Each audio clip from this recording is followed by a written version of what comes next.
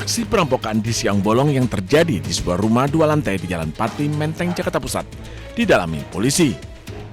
Penyelidikan dilakukan aparat gabungan dari Satreskrim Polres Metro Jakarta Pusat, Polsek Metro Menteng, dan Direktorat Kriminal Umum Polda Metro Jaya.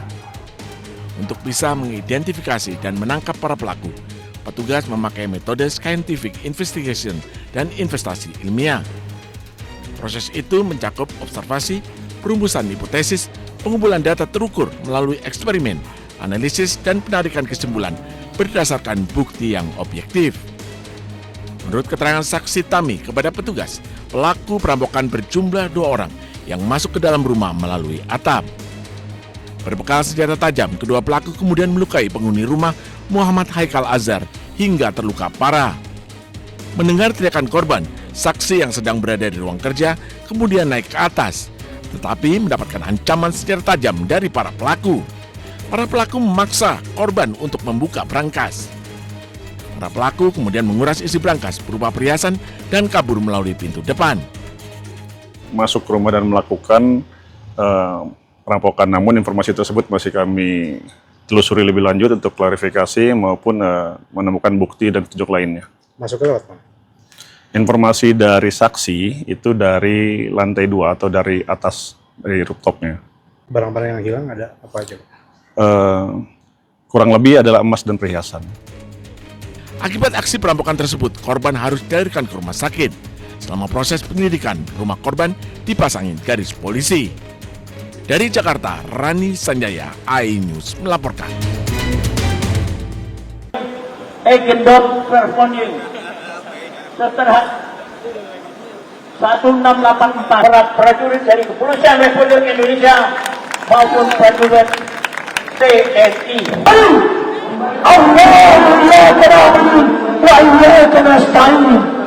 Mana saya belum lihat mukanya. Sini Pak, maju lah. Pengadilan Negeri mengundang Kasat Pol PP DKI Jakarta perwakilan.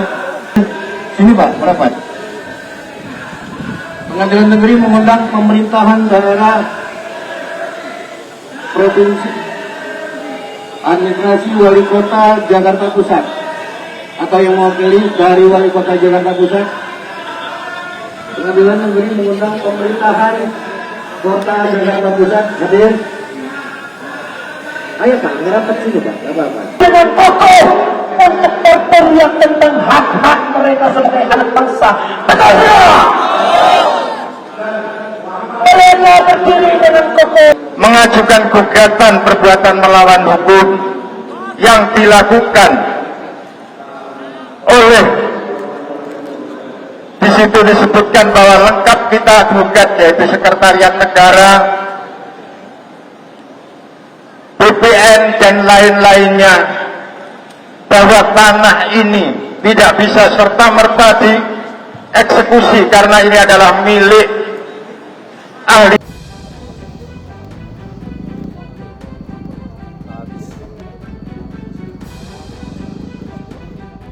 Kobaran api melalap sedikitnya 5 bangunan yang terdiri dari kantor dan mes milik perusahaan PT Agrinas Palma Nusantara yang berlokasi di Desa Sukarame Baru, Kabupaten Labuan Batu Utara, Sumatera Utara. Insiden pembakaran ini diduga menjadi buntut dari tewasnya seorang pria bernama Luis David Huta Barat, 32 tahun, yang diduga meninggal dunia akibat penganiayaan oleh oknum petugas pengawas dan keamanan PT Agrinas Palma Nusantara. Berikan edukasi bahwasanya peristiwa ini jangan melebar, jangan membesar, cukup kita selesaikan di peristiwa tadi malam, karena kami berkomitmen TNI dan Polri melakukan proses penegakan hukum secara jelas, tepat, terang, sehingga ada kepastian hukum terhadap pelaku yang mempertanggungjawabkan perbuatannya.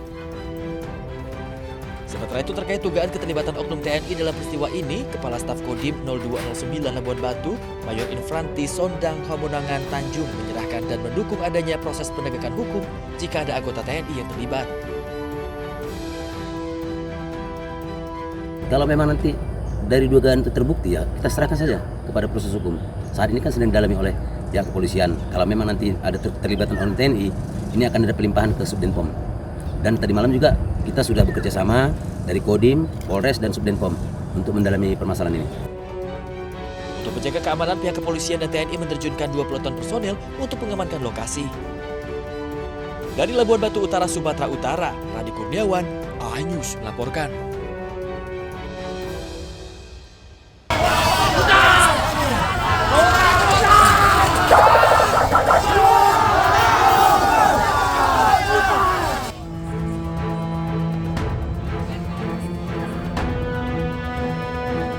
Truk TNI yang hendak melintas di lokasi aksi ini diadang. Mahasiswa dan pendemo langsung mengerumuni sambil meneriaki kata mundur. Personel TNI yang berada di dalam truk sempat berupaya melanjutkan perjalanan dengan menyalakan sirene. Namun, massa tetap bertahan di jalan.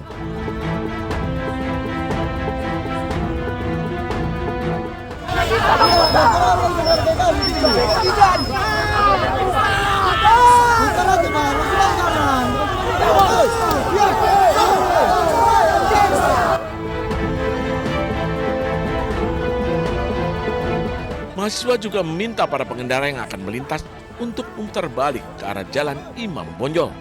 Hanya pengendara sepeda motor dan pengemudi ojek online masih diperbolehkan melintas. Dalam orasinya, massa menyebut mereka tengah memperjuangkan hak rakyat, menuntut mencabut revisi Undang-Undang Polri, evaluasi MBG, serta mengembalikan TNI ke barak. Massa juga meminta masyarakat untuk mendukung aksi dengan mengambil jalur alternatif. Saya kira seharusnya dalam berkendara pun sekali lagi kita juga harus menentukan aturan-aturan yang berlaku. Terkait dengan pemblokiran atau penutupan, saya menghimbau sebaiknya jangan, karena sekali lagi itu dapat mengganggu ya mobilitas maupun juga berbahaya juga untuk keselamatan mahasiswa kan gitu. Setelah sempat tertahan di lokasi, truk TNI akhirnya memutar balik. Sementara mahasiswa kembali melanjutkan unjuk rasa dan orasi di kawasan lapangan Merdeka, Medan. Dari Medan, Sumatera Utara, Ahmad Ridwan Nasution, iNews melaporkan.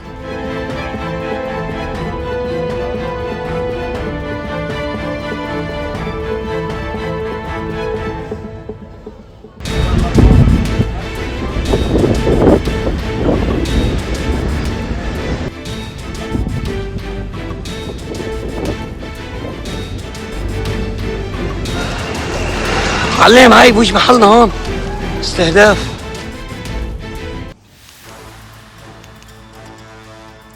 Melalui perundingan panjang dan alot yang dimediasi Pakistan, Amerika Serikat dan Iran akhirnya mencapai kesepakatan damai tentatif untuk mengakhiri perang yang telah berlangsung selama lebih dari 3 bulan.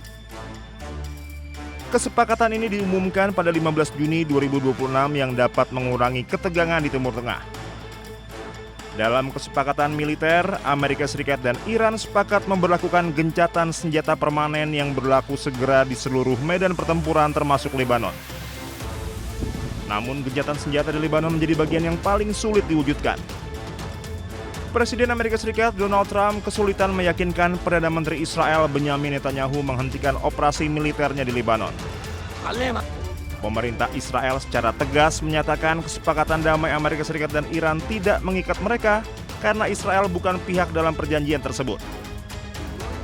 Netanyahu bahkan menegaskan operasi militer terhadap Hizbullah merupakan konflik terpisah dan akan terus dilanjutkan demi menjamin keamanan nasional Israel.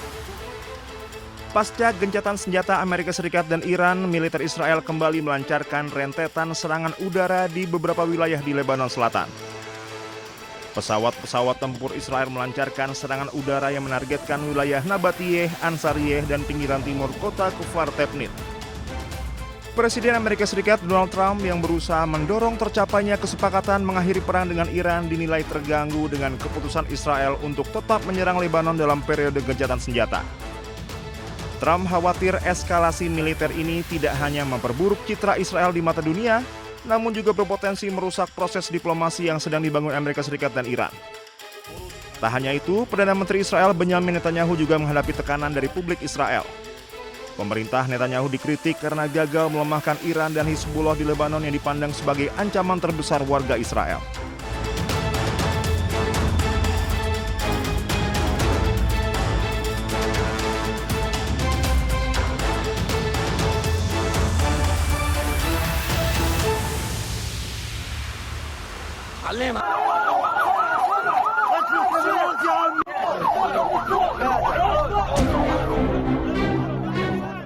Dua warga Palestina tewas dan 6 lainnya terluka akibat serangan drone Israel di sebuah kawasan pantai di Khan Yunis, Gaza Selatan pada Rabu 17 Juni.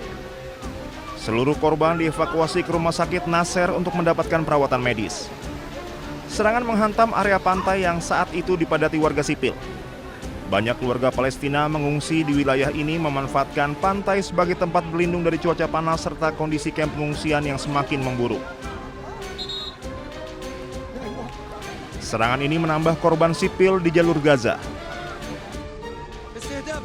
Kawasan pantai tersebut selama ini menjadi salah satu lokasi yang kerap didatangi warga yang kehilangan rumah akibat konflik dan tinggal di tenda-tenda pengungsian.